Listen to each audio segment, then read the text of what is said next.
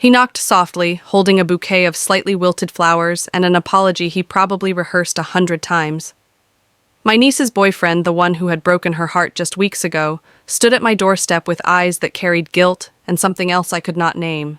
I intended to be firm to remind him of the pain he caused, but as the conversation deepened and the wine flowed into midnight, something unexpected happened in his honesty.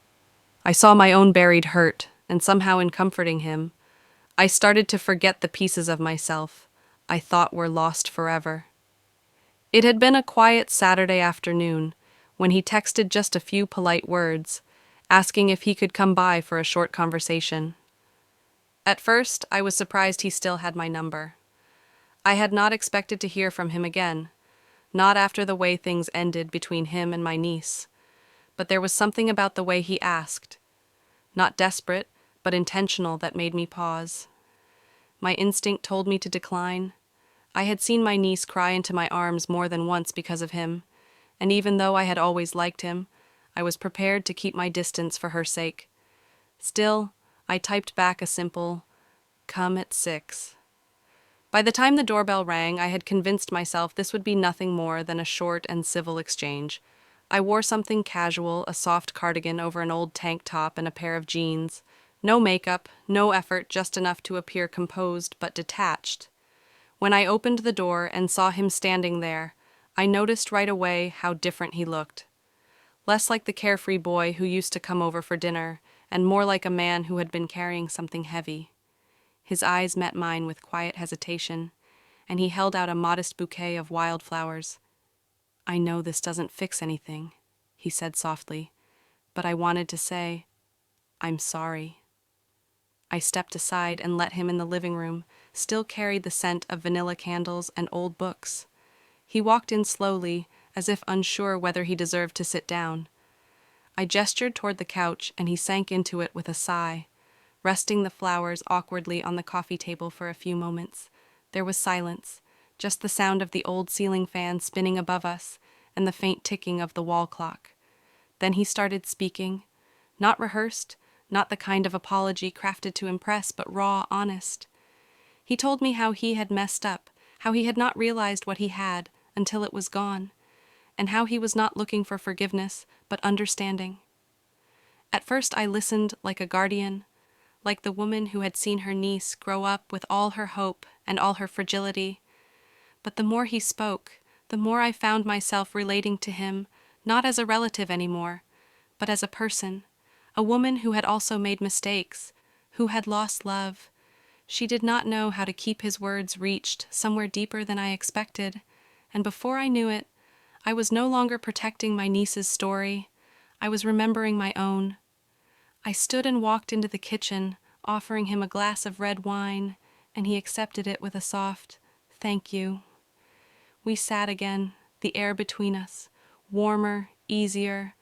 I told him about my own heartbreak, not in detail, but enough for him to understand that life is not made of clear good guys and bad guys. Sometimes people hurt each other even when they do not mean to, and sometimes healing happens in the most unexpected company. It was never supposed to be more than that. A brief conversation, a reflection.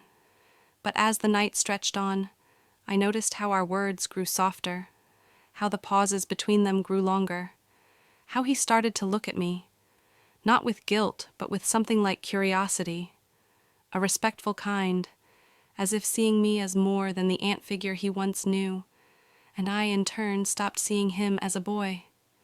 The wine lowered our defenses, but it was not about the wine.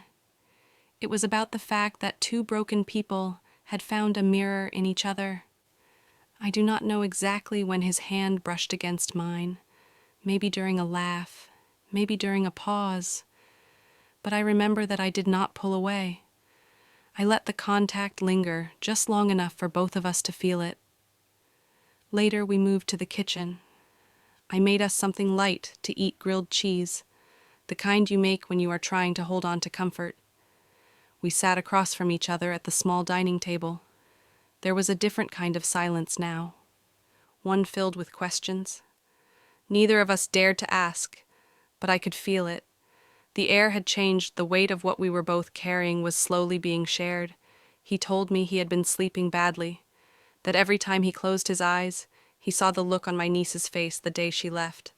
I nodded but said nothing. I did not want to betray her by offering him sympathy, and yet I found myself softening toward him, not because he deserved it.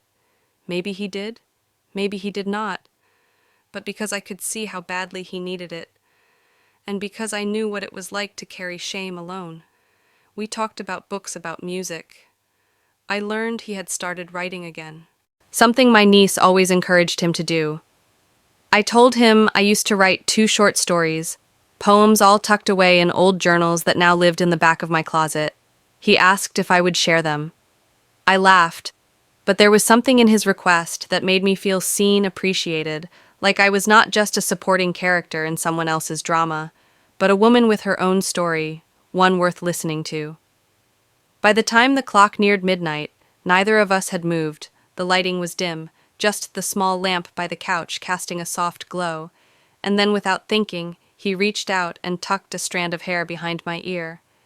It was a small gesture, innocent maybe, but it sent a wave through me that I did not expect. I felt warm, vulnerable, and suddenly very aware of the space between us.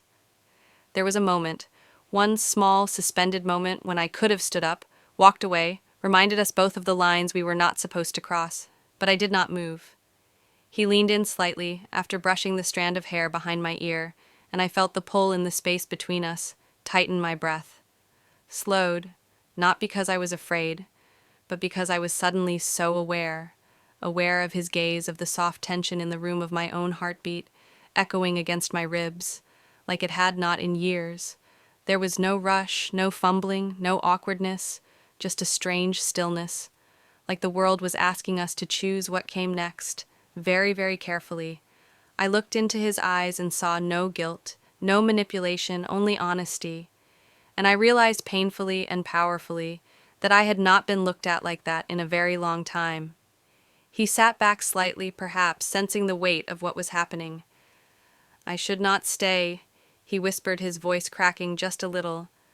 "I came here to say sorry not to." His words trailed off, but I knew what he meant. I nodded, I knew it too. And yet neither of us moved. That was the truth.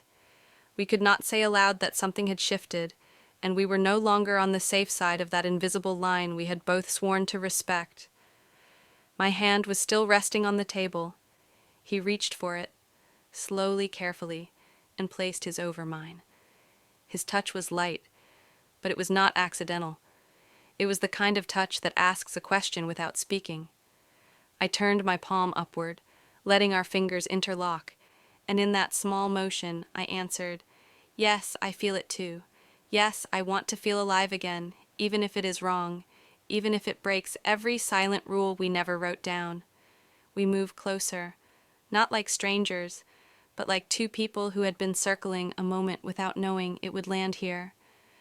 There was no grand passion, no desperation, just quiet closeness, the kind that builds slowly like waves filling a tide pool. I could smell the faint scent of his cologne, clean grounded, and the warmth of him felt like comfort, after years of self-protection. His thumb brushed my knuckles, and I closed my eyes for a moment, surrendering to the hush. Then, almost as if the silence gave us permission, he whispered, "Can I?" He did not finish the question, but his eyes held mine like he was waiting for the world to fall apart or come together depending on my answer. I nodded once, small, barely perceptible, but enough, and then he kissed me. It was slow, not urgent or greedy. It was a kiss of acknowledgement of something unspoken rising to the surface. I felt my body respond in ways I had forgotten. It could not just physically, but emotionally. Like a part of me had been asleep and was finally waking up. His hand moved to the side of my face, anchoring me in the moment, and I let myself lean in fully, but with every second I was also fighting something inside, memories of my niece's laughter, her trust. I remembered the photos she had once taken of him and me at a family barbecue, smiling, carefree, innocent, and here we were undoing all of that with one kiss. I pulled back slowly, breathless and torn, and he looked at me with concern. "I know," he said before I could speak, "this is not right. I just—" He paused, rubbing his temple. You make me feel seen, not just liked, seen that word, pierced through me seen. How long had I been invisible to the people around me? A divorced woman in her 40s. Always composed, always put together, always responsible, never desired. I had buried so much under my independence that even I had stopped seeing myself as a woman who could still be wanted. I stood and walked toward the kitchen, needing space. My hands trembled as I gripped the edge of the counter. He followed slower, uncertain. "I am sorry," he said gently. If I crossed a line, I turned to face him. We both crossed it. I exhaled sharply, but that does not make it meaningless. He walked up behind me, close enough that I could feel his presence, but not touching me. "Then what do we do with this?" he asked. I turned, resting my back against the counter, and looked at him fully. "We do not pretend it did not happen, but we also do not let it become something ugly." He nodded slowly, and for a long moment, we just stood there tangled in guilt, confusion, and something dangerously close to longing. Then his hand reached out again, this time, touching my waist, hesitant but firm. "I do not want to be a mistake," he said quietly. "Not to you." That broke something open in me. I had been the careful one, the protector, the fixer, always managing everyone else's choices, always cleaning up the emotional mess. And here was someone willing to risk being judged just to feel something real. I stepped closer. "You are not a mistake," I whispered, "but we have to be careful." He nodded. We spent the rest of the night on the couch, fully clothed, not touching, just talking about life, about regret, about the strange ways people drift apart and sometimes find their way back to something or someone unexpected. There was no more kissing, no more lines crossed, just connection, and that somehow felt more intimate than anything else when he finally stood to leave. The clock read 3:12 a.m. He looked at me like he wanted to say something more, but settled for, "Thank you for seeing me." I walked him to the door and gave him one last look that said everything words could not. I did not regret what happened, but I also knew it could not become a habit. I closed the door softly behind him and leaned my head against it. The quiet house felt heavier now, but not in a bad way. More like something had shifted. Something inside me had been acknowledged, and for once I did not feel ashamed for needing it. The days that followed were filled with an ache I could not name. Everything felt the same on the surface, but beneath it my thoughts ran like wildfire. I would catch myself remembering how his hand felt over mine, or the exact weight of that kiss that hovered somewhere between apology and desire, and with every memory a wave of guilt followed closely behind. I could not sleep without turning that moment over and over in my mind. I tried to convince myself it was just an impulsive lapse, something brief and meaningless, but it had not been meaningless, and that was the real problem. I could not tell anyone, not my sister, not my friends, not even the mirror.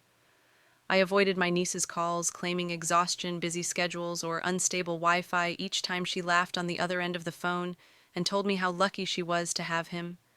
It felt like a slap I deserved, because she did not know, she had no idea that behind her back something had passed between us that should never have been allowed. It was not betrayal in the conventional sense.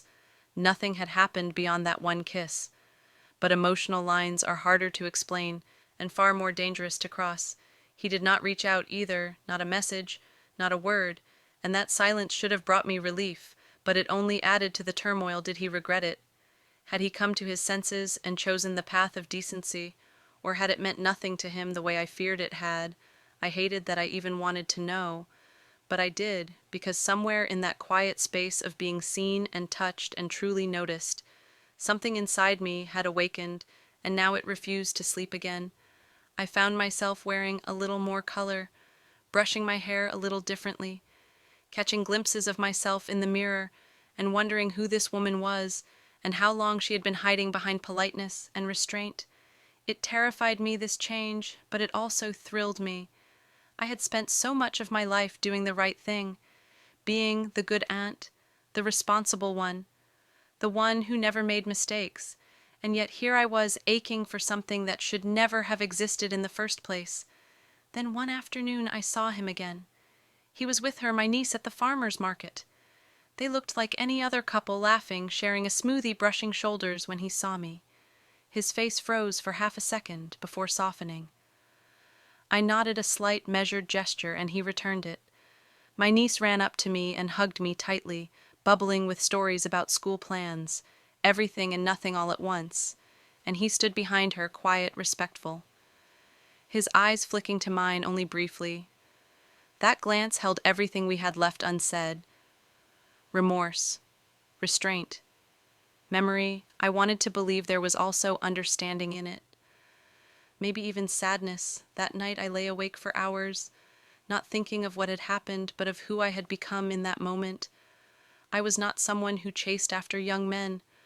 I was not someone who competed with her niece. But I was also not made of stone. I was a woman who had lived through disappointment, heartbreak, years of silence in marriage, the numbness that comes after long periods of being overlooked, and in one moment, one completely unexpected, deeply complicated moment, I had felt something again that was the truth, and hating myself for it would not change that. So I did what I always did. When the ache became too loud, I cooked, I chopped onions with tears in my eyes. That had nothing to do with the onions. I stirred sauces like I was trying to mix away the guilt I baked, as if kneading dough could push back all the thoughts clawing at the edge of my control. It was my ritual. It was my confession. It was my attempt to make sense of a desire that had come too late, too wrong, and too deep. Then the doorbell rang. I was not expecting anyone. I wiped my hands and opened it, heart racing. It was him. He looked nervous, hands buried in his jacket pockets. "I just needed to see you," he said quickly, as if saying it fast would make it less dangerous. I did not invite him in. I stepped out onto the porch instead, wrapping my cardigan tightly around me like armor. "What are you doing here?" I asked, my voice firmer than I felt. "I could not pretend," he said. "I have tried, but I keep thinking about that night, not because I want more, but because it meant something to me. And I needed you to know that I swallowed hard." "Do you love her?" I asked. "Yes," he said without hesitation, "but it is different. It is young. It is hopeful what I felt with you. It was something else, something honest, something that made me question who I am becoming." Those words cut deep, because I knew exactly what he meant. I nodded slowly. "Thank you," I whispered, "but this ends here." He stepped back, nodded once, and left, and I stood there watching the nightfall, feeling both broken and whole at once. The days after that final conversation were strangely calm. It felt like the storm had passed, but the debris it left behind still needed sorting. I found myself lighter, as though speaking the truth aloud. Even if just between the two of us had peeled away the weight I had been silently carrying, there was closure in knowing it meant something. Even if it could not be anything more, I went back to being the aunt, the friend, the responsible one. But something in me had changed, not in a scandalous way, but in a quietly transformative way. I had been reminded that I was still capable of feeling, of wanting, of aching, for something more than routine. I had crossed a boundary in my heart, not to betray anyone, but to rediscover myself. When I looked at my niece, now I saw her joy without envy. I saw her youth without resentment. I saw the life ahead of her, and did not wish it were mine, because I had finally accepted that mine was still unfolding in quiet, unexpected ways. That moment, that kiss, would remain ours alone. A reminder not of weakness, but of the fact that behind every composed woman is a story of restraint, release, and rediscovery. And sometimes the deepest kind of healing comes not from holding on, but from knowing exactly when to let go. With grace, with gratitude, and with your heart still intact. Subscribe for more videos.